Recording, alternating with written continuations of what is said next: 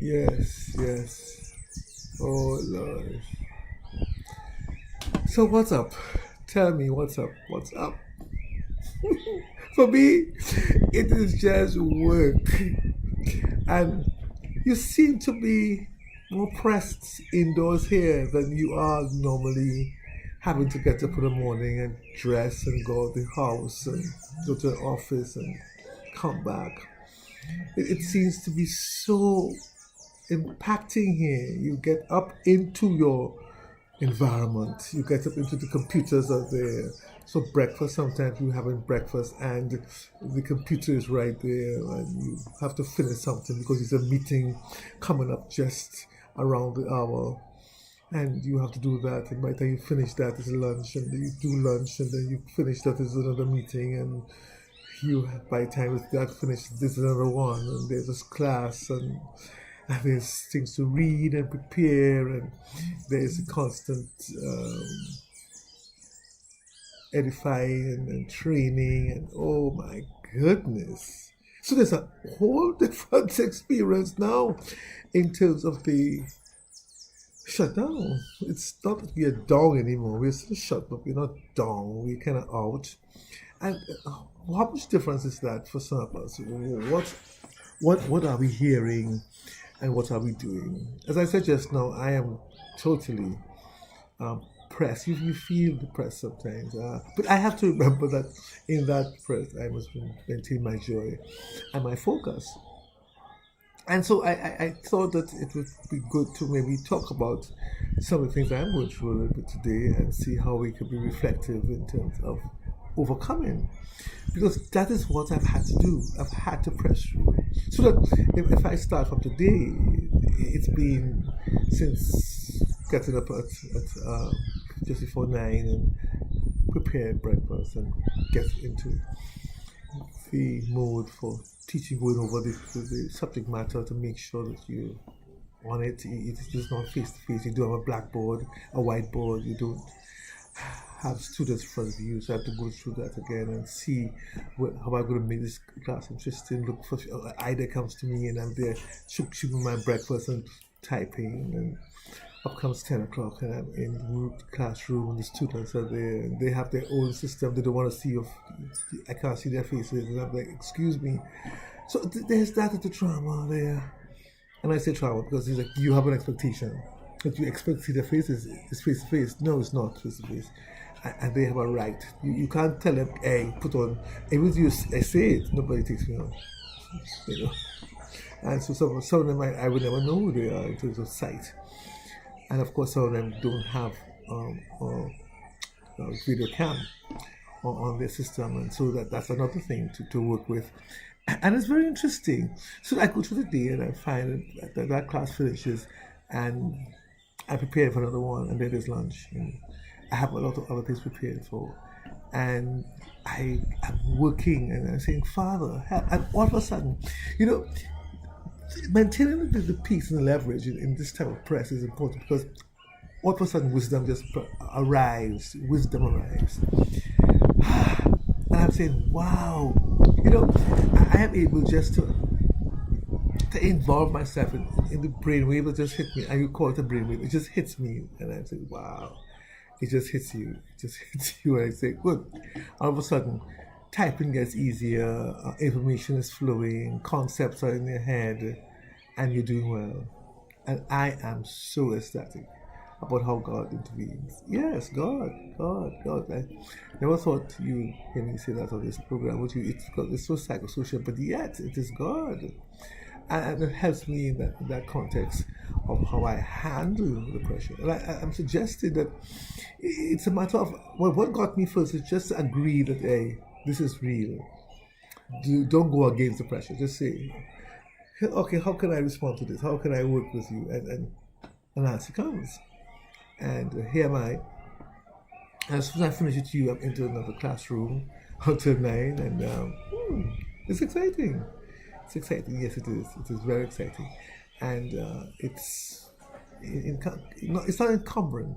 And when I finish that, I still have things to do. So, it's going to be a long night, and then early morning, very early morning, and then I go again right until 9 again the next night, and every night Saturday, Tuesday comes, and I'm saying, wow, if I were going out, I wouldn't have that context. I would be in a different environment. My office space is bigger. The computer, I'm alone. I don't have the noises, as they will say, around, infiltrating your own space, and you can get that comfort. But you have to learn to work out the differences. So we have been talking about differences in terms of working with people and working with your family, friends, and working the norms of what you do and how you relate and all that. But all of a sudden, it's a different kind of norm. It's a different kind of experience, because now that we can go out, you're going out and there's a different. I haven't gone out yet in terms of workplace, but I plan to. And but yet, how do I facilitate these differences? And so it is very, very timely and very, for me, in terms of my own development. How do I transition? And you see my grade. It's transitioning for people of my age, and we talk about retirement, and that's a transition. It's like if I am locked down now in a home, away from my normal, what used to be my normal work space, and how I would work that. And I got retired, and I am home, and I'm limited in terms of what I do and what I don't do. And I think it is similar. And yet, when you do start getting involved, you realize that, excuse me, there is so much to do. And so therefore the retiree is not very retired. It's like putting on 4 new tires. And so I think for now, it's the same thing I have to learn to work out, that it is not so much of what's happening with me in terms of the fact that they're shut down and I am home. It's about how do I work the excess work. Because see, people feel that you are home, not feel. They know you're supposed to be home. Where you're going. So it's like always a phone call, a meeting, a video, a Zoom. And I'm like, wow. So that, again, we're working out here another dynamic. It's wanting to come into that space. The other thing is the expectations from the outside. Now, you have your own expectation. I thought that, as some people would have said to me, oh, you're getting time to relax. Oh, good for you. You'll be home, and, you could just relax and do what you want. And I'm like, no, it's no different. There's a lot of things I am supposed to be doing that I am not. There are people out there who are wondering where I am and why I'm not connected to them and what am I doing. And it would seem that if I am ignoring, I don't have time to ignore. I am wrapped up, and that is the excitement of my life, is that with the expectation of rest and relaxation, which is not, I have found myself just going. So that 9 times to sleep, I sleep, and I get up whenever the body gets off the bed. But if it gets up too much into the, like after 8, 9, I have to rush again, because I start work, teaching or doing things, meetings. There's a meeting that I don't ever, I'm supposed to try and get to the meeting. It's 7 a.m. in the morning, and I'm like, gosh, when will I get to this meeting? So I'm hoping that Friday, maybe get up early and get to this meeting. And that will go good. So again, how do I bring that into my head? So those are some of the things. So apart from that, is my eating. How are you handling your eating? I see some people weighing and saying they have COVID weight, some people have lost weight. I have maintained mine, even though, so that I think my movement is so much that even though I may think I'm sitting down by a desk, I am moving. And I was watching myself in the kitchen recently, and I was glad the things were falling on the ground, on the floor, so that I was able to pick up. As I picked up something first, so I said, okay, allow the things to fall, and you could pick it up. That's your exercise. You're dealing with some crunches there. So you go down, you come up. You go to the cupboard, you go down, you come up, and you're stirring. And I said, my goodness! So that what I've learned to do is to make best of my environment. make best of my activities and work that for me. Don't work against it. We can work against it because this again, the kitchen again. Oh my gosh, cooking again. Oh my lord, see if I was out there, I could buy lunch. No. You got to use it positively. And so it's important now to see, hey, that my kitchen is giving me some exercise. So I am learning to walk a little bit briskly in the kitchen. I bend it down. When things fall, I'm happy they're falling. I bend down, I come up. Because I remember years ago with my trainer, he did a trick on me with clothespins. And he put some clothes there, picked them up, and picked them up. And I was like, wow. Especially you ask me to run around Savannah, it's much easier. Because those clothespins were telling a story. And so I know that I am telling a story from this other story with food that drops on the ground. So I cut in some vegetables and a piece fly, I leave it there, and a piece fly. So I go pick up one, pick up two, and I take my time and I throw it and I pick up more. So you might feel I'm creating mess. No, I'm not creating mess. I'm taking advantage. I'm using the mess around. I'm using the system around me to enhance who I am.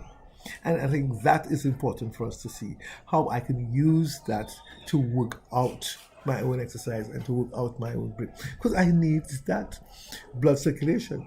So that's important for me, and so that I see the reality there. The aspect about me is my look. Do you like my look? Do you like my hair? Look how high it is, And so people say, "Do you want the haircut?" Like my wife say, "Hey, comb your hair." Did I comb my hair today? I did. I think I passed a comb. It looks a little more spiffy, and the beard. So for some people, this is obnoxious. How can I be giving myself an international look in audience and with all this scruffy thing and beard and again an expectation, a philosophy maybe. But to me, I am fine. I did shave, but I look good.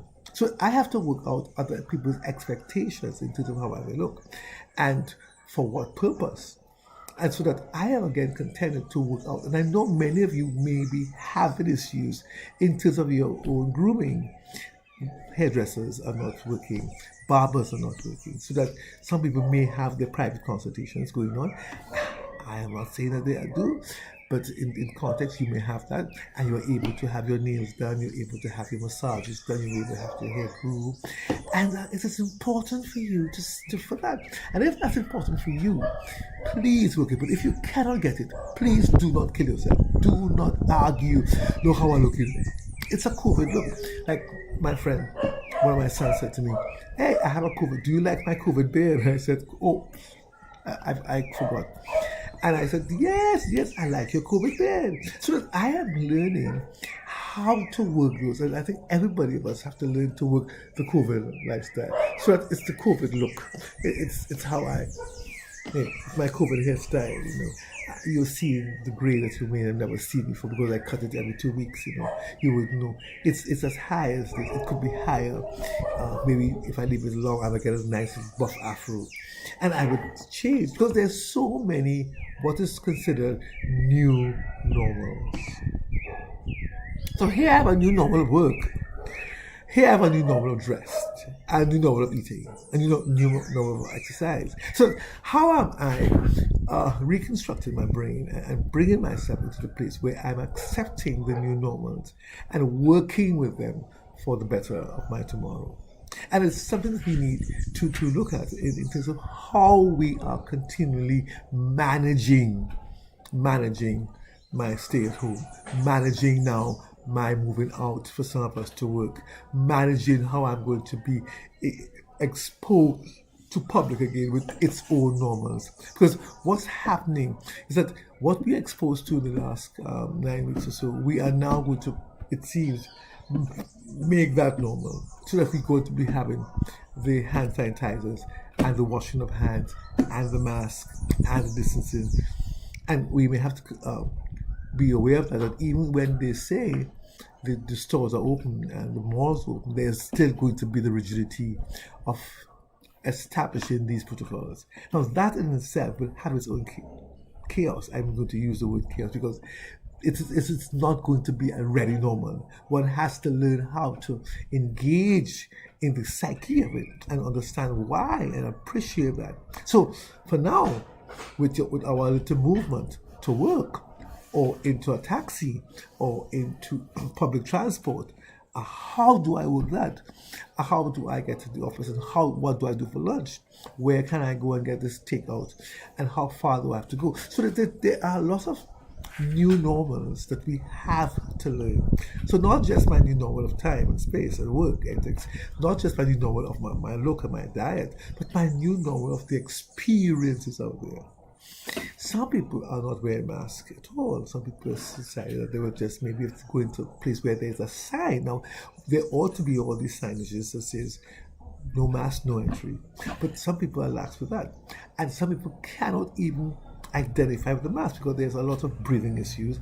Some people have phobias of there's a phobia of being, I can say claustrophobic, no, because it could be because it's right up in your face and it's like stabbing this because your space suddenly gets trapped behind this mask, and so that you're there with that anxiety, and so we have to work out that anxiety and see how it benefits or not benefits my future, and how am I working this out. So therefore here am I working out this new normal of mass, working transport, let's go back there, working the office. I have to begin to really adapt to something that I have never thought I would have before. So we know we've used that phrase about adapting to something different because we have lost our control, and now we are still seemingly having no control because we are still being guided as to what to do, how to do it, when to do it.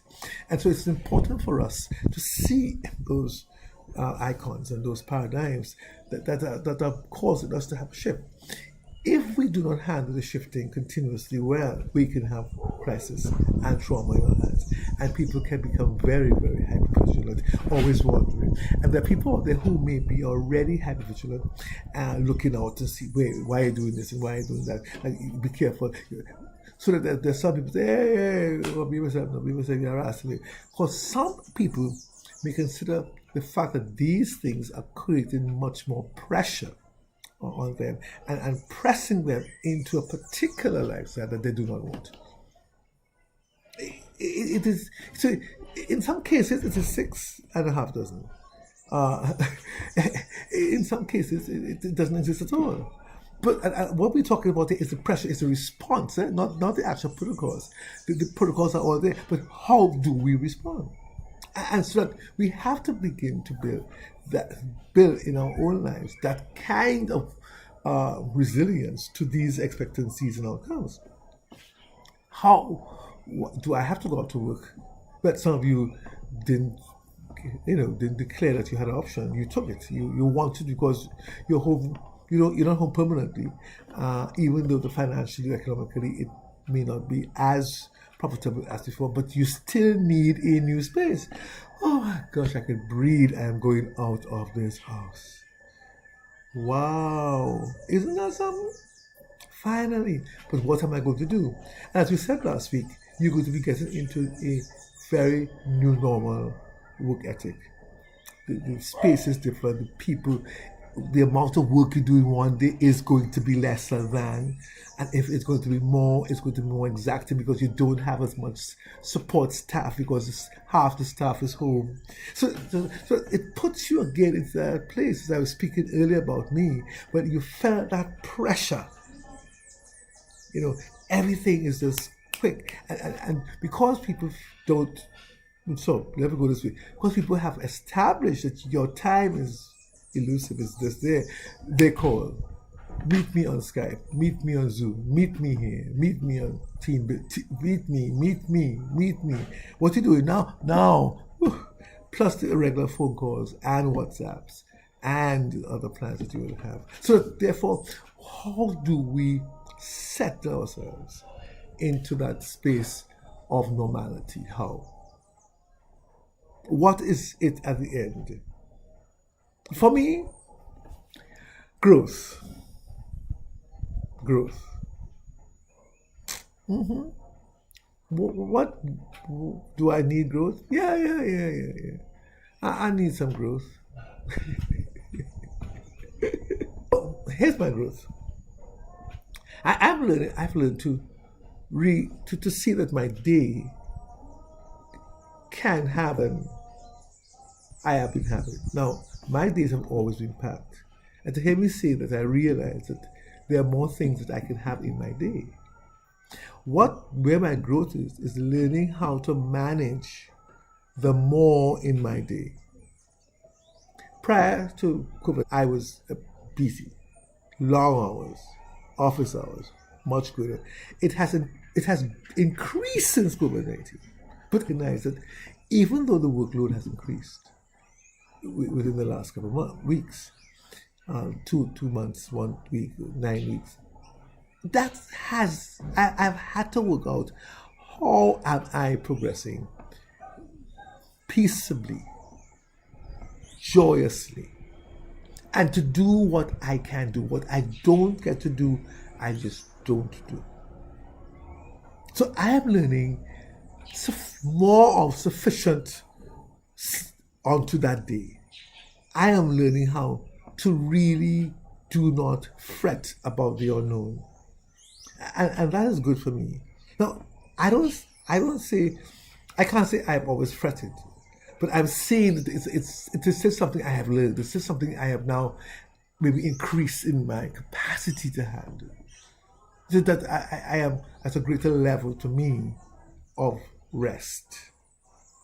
And so that there are other factors over this couple weeks that I have experienced that really helped me to see God in it all, and the ability to to establish that He is able to do all things. He is able, very, very able, and he is so able that I don't have to fret about His enabling. I just have to work the enabling. So I have learned that. I've also learned that difference is a very strange dynamic. The things that I'm doing now are so different, but within that difference, there are individual dynamics that are making it real. So for me, in my difference, I am faced with people around me who are all involved in difference. So it is not the prescribed order of my life that I've had. Because I wouldn't have known about this if I was still in my office. Because that is so sterile. It is so stoic. It's structured. It's structured. And so that I'm seeing now that with all the structure, I'm able to work it. I'm able to define. So that's I've learned that the difference, that there are certain factors, is a better word, factors in that difference is that I have learned to work with. So I could say before, hey, I can have the difference, but now I'm learning now to work not just the difference that comes to me, but the difference that is around me that makes me. So I want to encourage you to work that. The difference that is around you, make it part of you, make it in you, and help yourself to enjoy that, and help yourself to be more relaxed and resilient as we go on. Of course, it eradicates the hopelessness that we may feel, the confusion that may be there, the uncertainties that are around us. These are all there mulling, but I think when we get to that place where we can work out those differences. So maybe you might need an example. Here am I working, but around me there are other people working too. In a closer proximity, in a more visible proximity. And so I have to work those sounds and noises and calls and experiences with them and not say I don't want them. So that it is causing me to accelerate in terms of how I manage and how I complement. So have a good week. Look forward to see you on Tuesday. Do something great with the weekend. Around your house maybe. You're still looking for new things. And we can talk about that. How do we define new things daily to occupy? That's why some of us are really happy that we're going out. And so let's see how we work this thing out. Yes. Let's see how you work this. So God's blessings and grace be